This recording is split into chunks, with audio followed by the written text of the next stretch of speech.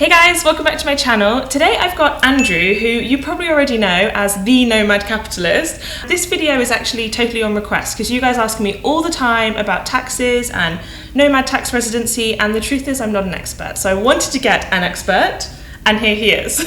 So Andrew, tell me a bit about kind of your situation, how you're going to help people today. Well, thank you for having me. I think what the big challenge is right now is that people go out and they live a nomadic lifestyle. They live in different places, and they ask themselves, where am I going to pay taxes? There are guys who I know, who we're friends with, who say, you know what, I'm from Australia. I'm just going to keep paying in Australia. I like the healthcare. That's great. Most of us, you and I were, at a party, and we were talking to people, and they're saying, well, I don't live in Australia. I spend like a week a year there. Why do I want to pay, 48% of my income to Australia? But the issue is, where do I pay? And it's a big question, and there's a lot of facets I guess we'll get into. Where do I pay taxes if I am no longer living where I'm from? Yeah. Some people move abroad in order to avoid taxes, but some people, like most nomads, are already abroad. Like you said, we're already away from home, 95% of the year. So I guess we should start firstly with a couple of the terminologies. So what's the difference between tax residency, your citizenship, and where you're currently living? Well, I think that the most important thing when it comes to this and defining is how does the government think? And I'll give you an example. When I went to the UK, and they start by saying, where are you coming from? I'm coming from Malaysia. What do you do? Well, I'm living there. Now, I had a home, I had clothing in the home, I was spending a good amount of time there, more than anywhere else, but the guy said, okay, well, where's the visa? I said, well, Malaysian, the authorities, they've literally, told us, come, go, we don't really care. If you spend a good amount of your time there, if that's where your home is, all your suits hanging in the closet, you and I would toothbrush is there. The toothbrush is there, right. You live there, not to the UK border guard. They won't have any part of it, and it took me an hour to begrudgingly get in. So how does the government think about it? And so I think that your question was tax residence. To me, tax residence is basically a technical thing where you may be tax resident in your home country, you may be tax resident somewhere else. So there's a number of different tests. We can get into how that works. Where's your tax home, I think, is probably the question that people who are nomadic and especially who are just starting out should think about, because that's where are you paying tax, where are you liable to pay tax? It may be nowhere. Whereas your citizenship really applies only to U.S. citizens, because you may be from the UK, but as long as you cut your ties and you do so properly, you can leave the country. For Americans, for U.S. citizens, that's the real tough one, where your citizenship means you're always on the hook with the IRS, and so that presents a whole set of challenges, and also a few things where it's a little bit easier, actually. So it's always a question of Americans versus everybody else. So, because if I were to give up my UK tax residency, I don't have to give up my UK passport, do I? They're different. And a lot of people, I think, don't know that difference. Right. I mean, people always, I don't want to renounce my citizenship. Listen, there are legal ways to be even a US citizen, the most restrictive situation. Plenty of people do it. We do it all the time. Pay zero or close to zero in tax by living overseas as an American. That's the most difficult one. Now, you're going to have some other restrictions, but you can pay zero. Everyone else, you can say, what do I need to do to demonstrate to the government I don't live here anymore? And I think there's also a misconception on that it's just a matter of being gone for a certain number of days. That's one of the things, but it's not the only thing. So citizenship, you don't have to give it up no matter where you're from. A lot of Americans who are earning big money, they start to question, do I want to give it up? Because it's just so much easier, so many fewer restrictions. Everyone else, you can be not resident, not paying tax in the UK, but you can keep that passport. And so that's where people from the US are very jealous of the rest of you. And presumably some people have a passport from the UK, their tax residency in Bulgaria, but they're living in Thailand. So you can kind of have those three different, or do you normally have to live where your tax residency is? Well, and that's the question that's changing. I think that, the question is, first of all, what level are you at? And what's your audit risk and lots of different factors. Number one is, do you need a tax residency? Okay. A lot of people, if you can demonstrate a lack of ties to a country, and again, we're not talking specifically about any one particular country because it's always situation dependent, very important. But a lot of times, listen, I don't really have any ties here. I think increasingly for me, it's being important to say, here's where I have a home, again, in kind of the UK border guards estimation of a home. if I could have told that guy I live in the United States, even though I've been there for 0 days. He would have said that makes sense to me. Come on in. Okay. I do think it makes sense to have a place for banks, for governments, for everybody as a nomad to say, here's where I live, here's my residence card, here's everything else, I have a lease for some hut.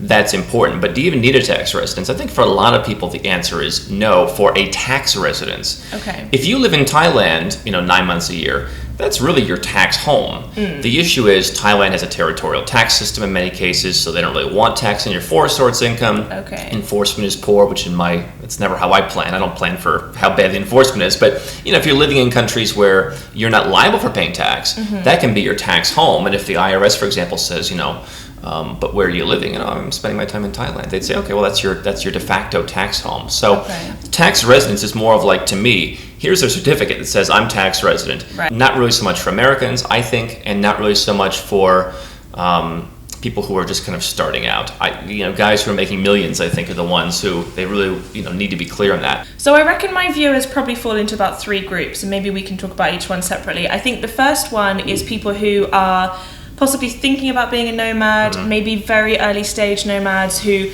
don't really know much about tax residency at all, and they're probably not making very much money yet, like probably less than 30,000 a year.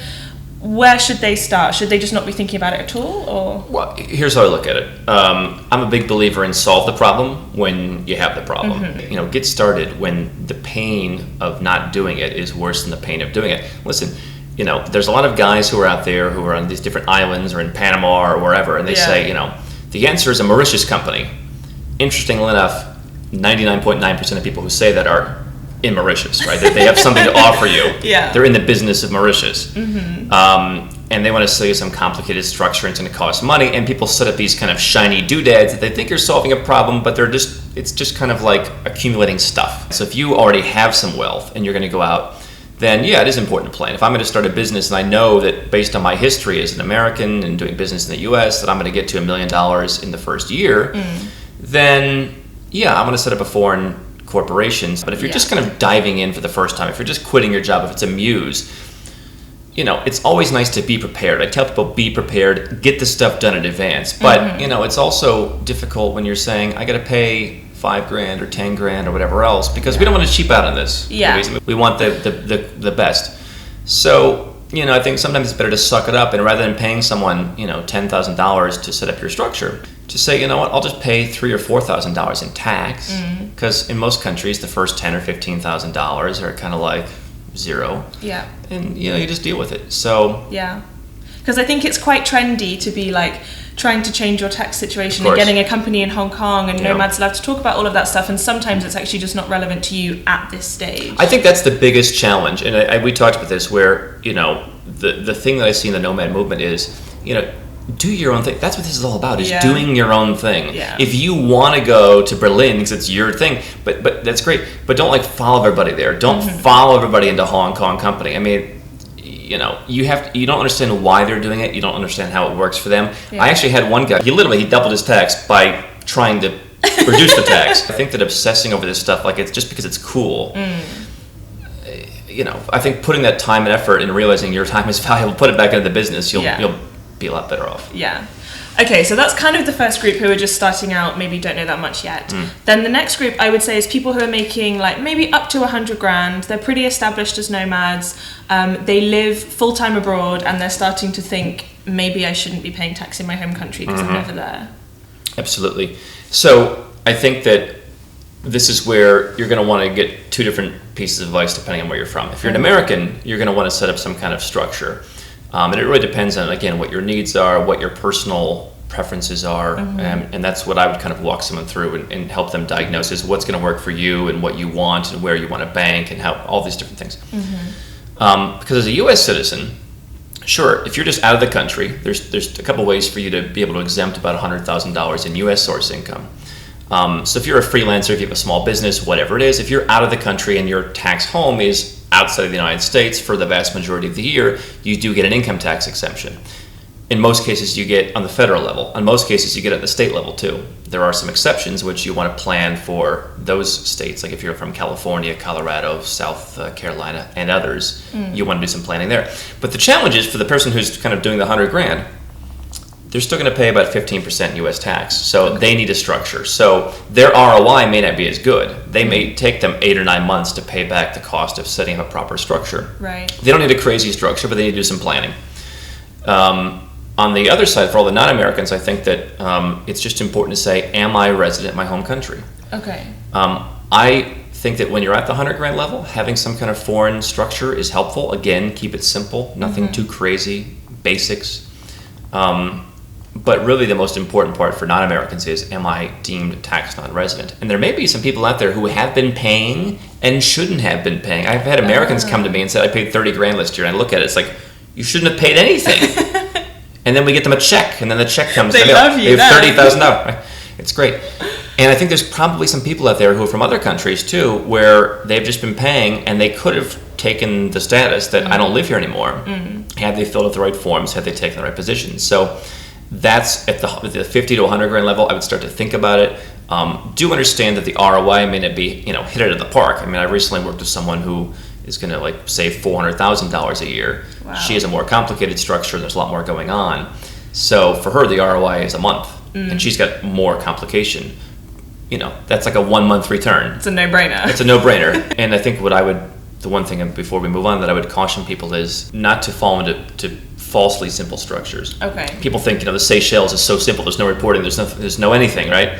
There's also no banks that accept you with the Seychelles company. So good luck using it. Good luck getting. I had one guy had like $200,000 in merchant charges frozen and just sitting there because nobody would send money to his Seychelles company. So that's where you have to be careful. Yeah, that's where the internet forums, I guess, can be a bit of a problem because you kind of go down a hole of experts. Well, and by the way, this is all I do. I mean, for 10 years I've been kind of guinea pigging this. And listen, I've put my foot in it occasionally, and I found out, oh wow, this country's really going down the tubes in terms of banking. And people are still talking about it. Oh yeah, I had that bank account for years. Well, yeah, it worked 5 years ago. It doesn't work now. Yeah. Banking in Latvia worked 2 or 3 years ago. I don't really like it so much now. So anyone you read some forums 6 months ago, I mean, the world's changing. So then, I guess that's the first two groups. The final group, the third one, is people who are kind of the big hitters. They're making a few $100,000, maybe even $1 million. Possibly they're already living abroad full time, but they're kind of looking at more of a formal structure. And is that just totally bespoke, or is there something you'd recommend in general? I think that the more you make, I mean, listen, there's a couple things that are coming onto the scene. Common Reporting Standard, CRS, is the rest of the world's version of America's FATCA, which is this kind of information sharing. And so you've got 102 countries this year and next year that are starting to exchange information. The world is becoming transparent, and it's especially important. It's important for everybody, but it's especially important if you're making big money and you've got a lot to lose. Yeah. So the world is becoming transparent. The hide and seek thing does not work anymore. It was never legal. It was never the right thing to do, but now it's not even going to work. And on top of that, I think that onshore really is the new offshore. Again, all these little tiny fly specks are really being singled out. And so do you want a bespoke strategy at the multi-six-figure level? You do. I think that you also want more protection. So having a place where, where do you live? Especially important. Where do you live at that level? Making sure you've got a little bit more complex corporate structure, not for the sake of complexity, but because at that level you're probably doing more merchant accounts, you're probably doing more ways of accepting payments, and you need to be moving things back and forth. So, Hong Kong company may work for you, but probably not going to get a merchant account if you want it to be tax free. So what part of the structure do you add to that to be able to get the stuff that you need to run your business? So I think that the advice for those people is roughly the same. Is go out, figure out what it is, but obviously be more cautious. Obviously make sure everything's buttoned down. I look at really 3 areas. One is the financial stuff, which is where your company is, where you're banking for the company is, where you're banking personally, where you're paying taxes. And then residence and citizenship. What's your residence? What's your citizenship? What do you need? And then there's your investments. And it all has to work together. So like the guy who's from the UK who's now paying double the tax because he never fixed the residence part. Yeah. I think it's really important to make sure at the higher level all the forms are filled out correctly. Make sure that you're passing all the tests. In Australia, for example, there are a number of tests. One is the days test that they say, if you spend 183 days, you pay. And people think if I spend less than that, I don't. Not necessarily. You may have a super retirement plan. You may have, family there. You want to be cutting your ties. And so it's situation specific. I like to be really conservative about it, but I think that kind of leveling the field at home and then having the right structure overseas, and then knowing where you live is really important. Yeah. And your kind of tagline is go where you're treated best, right? Go where you're treated best. This has been my thing for almost 20 years. My father told me that when I was 12 years old, and he said, you know, the world is changing and you can go where you're treated best. And I look at it and I say, you know, if every country on earth had 48% income taxes, the way we talked about in Australia, the US, whatever, if no matter where I was born, I would have paid that 43% or so that I was paying running businesses in the US, you'd say that's pretty normal. But that's not how it works. There are countries where you can go and pay zero, right? We're in Serbia. You know, people don't really like the banks here. Well, you could understand, you know, slow and efficient service and you know, poorly run banks if that's how they all were. But that you go to Singapore and it's like everything's fantastic. And so I look at it and say, why is it that we're settling for mediocrity when something better exists? The governments and the way that you've been raised, they don't want you to do that. They tell you it's patriotic to stay and pay your taxes, to keep your money in the US or the UK or wherever you're from, to do your banking, to keep all your money, to have your company, to have your customers, to have your employees, to have your office, to have your home, to have your mortgage, to have your family, your kids, everything in your entire life should revolve around that country. But if you look at all those different things, what is your country the best at? Maybe nothing, maybe one or two things. Why not pick the best places that serve you and say, the best banks in the world for me are here, and I'm going to go and keep my money there. For me, one of those places is Singapore, but do I want to live in Singapore? No. And so the thing when my father told me that 20 years ago was, maybe we should move to New Zealand. That seems better. But what he missed out on that wasn't really as popular back then was that you can do what's good in New Zealand and then do what's also good in each different place. Okay. And so I think that if we go where we're wanted, we all do this as consumers, Louise. I mean, we all want to, we go to the stores, right, with the nicest people. We go to the restaurants with the best service. Yeah. But yet somehow we stick in a country, even though they treat us like garbage. Yeah. You know, it doesn't have to be that way. Interesting. Well, that was a ton of awesome information. So obviously I'll include your website and your YouTube in the description, but I hope you guys have found that really useful. Get in touch with Andrew if you want to know more and hire the Nomad Capitalist to give you a bespoke service. But yeah, thank you so much for coming on. My pleasure. Always great to be with you. Don't forget to subscribe, guys, and I'll see you in next week's video. Have a good one. Bye.